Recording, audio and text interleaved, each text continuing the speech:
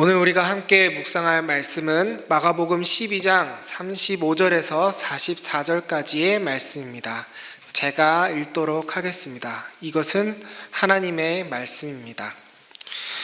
예수께서 성전에서 가르치실 때에 이렇게 말씀하셨다. 어찌하여 율법학자들은 그리스도가 다윗의 자손이라고 하느냐? 다윗이 성령의 감동을 받아서 친히 이렇게 말하였다. 주님께서 내 주께 말씀하셨다. 내가 내 원수를 내 발 아래에 굴복시킬 때까지 너는 내 오른쪽에 앉아 있어라. 다윗 스스로가 그를 주라고 불렀는데 어떻게 그가 다윗의 자손이 되겠느냐? 많은 무리가 예수의 말씀을 기쁘게 들었다. 예수께서 가르치시면서 이렇게 말씀하셨다. 율법학자들을 조심하여라. 그들은 예복을 입고 다니기를 좋아하고 장터에서 인사받기를 좋아하고 회당에서는 높은 자리에 앉기를 좋아하고 잔치에서는 윗자리에 앉기를 좋아한다. 그들은 과부들의 가산을 삼키고 남에게 보이려고 길게 기도한다. 이런 사람들이야말로 더 엄한 심판을 받을 것이다. 예수께서 헌금함 맞은쪽에 앉아서 무리가 어떻게 헌금함에 돈을 넣는가를 보고 계셨다. 많이 넣는 부자가 여럿 있었다. 그런데 가난한 과부 한 사람은 와서 렙돈 2닙 곧 한 고드란트를 넣었다. 예수께서 제자들을 곁에 불러놓고서 그들에게 말씀하셨다. 내가 진정으로 너희에게 말한다. 헌금함에 돈을 넣은 사람들 가운데에 이 가난한 과부가 어느 누구보다도 더 많이 넣었다. 모두 다 넉넉한 데서 얼마씩을 떼어 넣었지만 이 과부는 가난한 가운데서 가진 것 모두 곧 자기 생활비 전부를 털어 넣었다. 아멘. 우리가 어떤 그리스도를 믿느냐에 따라 우리의 인생은 달라집니다.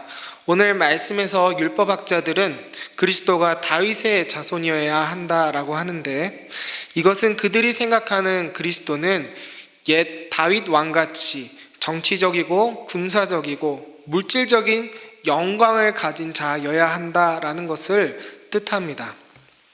예수님은 그런 다윗의 자손 되기를 거부하십니다. 오늘 말씀에서 시편 110편 1절을 인용하시면서 그리스도를 다윗이 주님이라고 불렀다라는 것을 강조하십니다. 예수님께서 이렇게 하시는 이유는 그들이 가진 거짓된 그리스도의 조건들을 깨부수기 위함입니다. 그리고 실제로도 그리스도가 다윗의 자손이 되는 것은 그렇게 자랑할 만한 일이 아닙니다. 마태복음 1장 1절은 이렇게 시작됩니다. 아브라함과 다윗의 자손 예수 그리스도의 계보라. 그 이유로 보시면 그리스도의 계보가 나오는데 이걸 정말 그리스도의 계보라고 말할 수 있나 싶을 정도로 민망한 내용들이 이어집니다. 3절에서부터 보면 유다는 자기의 며느리와 동침해서 아이를 낳습니다. 그리고 그 아이의 후손이 되는 것이 바로 다윗입니다. 그럼 다윗이라는 인간 자체는 괜찮은 사람인가? 6절에서 성경은 의도적으로 다윗이 우리아의 아내에게서 솔로몬을 낳았다고 적어 놓습니다. 다윗의 선조는 근친상간을 했고 자기 스스로는 다른 남자의 아내와 동침하는 것만 해도 모자라 그 남편을 살인하기까지 하는 것을 보여줍니다. 그의 왕국은 어떻습니까? 11절 이하부터 바벨론 포로기 시대로 이어집니다. 수치와 치욕의 역사로 마무리되는 것이 바로 다윗의 왕국인 것입니다. 이런 것들을 보면 율법학자들이 그렇게 자랑스럽게 말하는 그 다윗의 자손이라는 그 브랜드가 사실 그리스도가 오실 만한 어떤 명예롭고 깨끗하고 자랑스러운 브랜드가 결코 아니라는 것입니다. 그런데 예수님께서는 성부 하나님의 뜻을 이루시기 위해 이 더럽고 음란하고 초라한 다윗의 족보 속에 자기 이름을 친히 집어 넣으셨습니다. 요한복음의 말씀대로 태초에 천지를 창조하셨던 그 빛이 이 어둠 속에 들어와 주신 겁니다. 그리스도가 다윗의 자손이어야 하는 게 아니라 그리스도가 다윗의 자손이 되어주신 겁니다. 은혜입니다.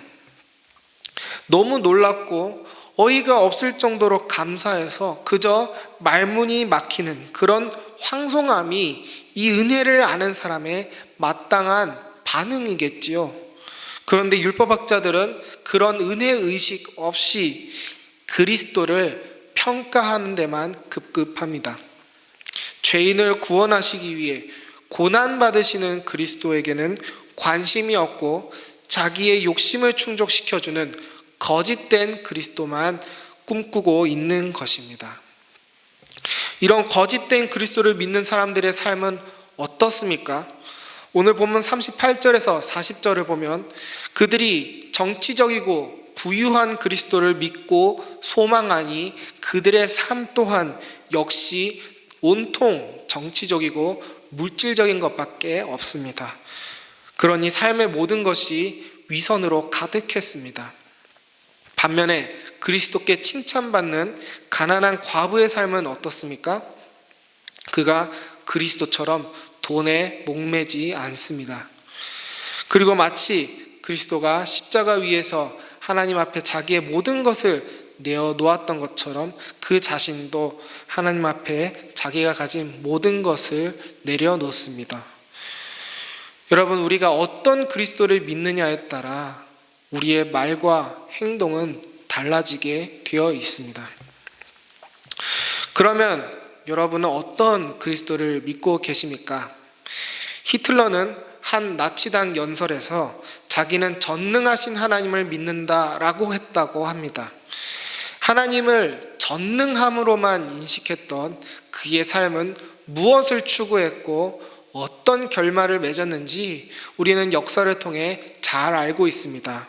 여러분, 우리가 어떤 그리스도를 믿느냐에 따라 우리의 삶은 달라지게 되어 있습니다. 예수님은 이렇게 말씀하십니다. 누구든지 자기 십자가를 지고 나를 따르지 않는 자는 능히 내 제자가 되지 못하리라. 여러분, 우리는 십자가 지신 그리스도를 믿어야 합니다. 예수님이 다윗의 자손이어야만 하는 그런 내 욕심을 충족시켜주는 그런 그리스도를 믿는 것이 아니라 다윗의 자손이 되어주신, 나를 위해 친히 이 땅에 오시고 십자가를 져주신 그 은혜의 그리스도를 우리는 믿어야만 합니다. 나를 위해 이 땅에 오시고 십자가에 달려 죽으신 그 고난의 예수 그리스도만을 우리는 믿어야 합니다. 그 그리스도를 믿는 자만이 그 십자가를 지며 그 십자가를 지는 자를 예수님께서는 제자라 부르십니다. 우리가 어떤 그리스도를 믿느냐에 따라 우리의 인생은 달라지게 되어 있습니다.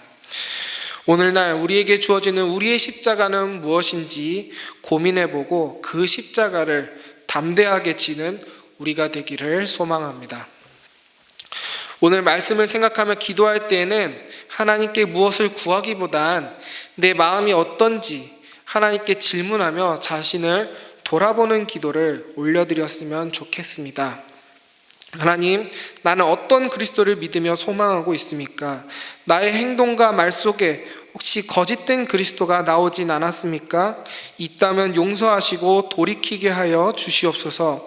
또한 십자가 지신 고난의 그리스도를 담길 원합니다. 특히 힘든 이 시기에 내가 하고 싶은 대로 하기보단 십자가를 지는 마음으로, 섬기는 마음으로 내가 덕을 드러내야 할 부분은 무엇인지 하나님 나에게 알려주시고 그것을 행할 지혜와 용기도 허락하여 달라고 기도했으면 좋겠습니다.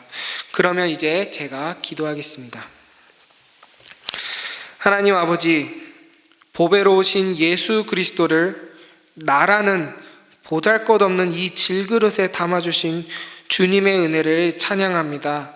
거룩하신 그리스도께서 이 더럽고 추악한 죄의 땅에 오셔서 죄인들의 심판을 받으시고 십자가에 달려 죽으셨습니다. 아버지께서 우리를 구원하시기 위해 독생자 아들을 제물로 삼으셨습니다. 우리가 세상 속에서 이 그리스도만을 자랑하게 하여 주시옵소서. 나의 자랑은 언젠가 사라지고 잊혀지지만 십자가를 지신 이 그리스도의 사랑은 영원함을 고백합니다. 우리의 모든 인생이 이 그리스도를 자랑하는 데에만 쓰임받게 하여 주시옵소서. 이 그리스도를 자랑함으로 우리가 우리의 십자가를 질 것을 다짐합니다. 자기의 생명을 위해 다른 사람의 생존수단을 가로채고 자기의 쾌락을 위해 연약한 생명을 노예로 삼는 악한 세상을 봅니다. 주님, 우리의 교회는 다르기 원합니다. 이럴 때일수록 더더욱 자기의 십자가를 지는 우리 은혜샘물교회가 되기를 소망합니다. 주님의 빛을 우리의 말과 행동을 통해 세상에 비추게 하여 주시옵소서. 이 모든 기도를 우리의 참 주인이신 예수 그리스도의 이름으로 기도드렸습니다. 아멘.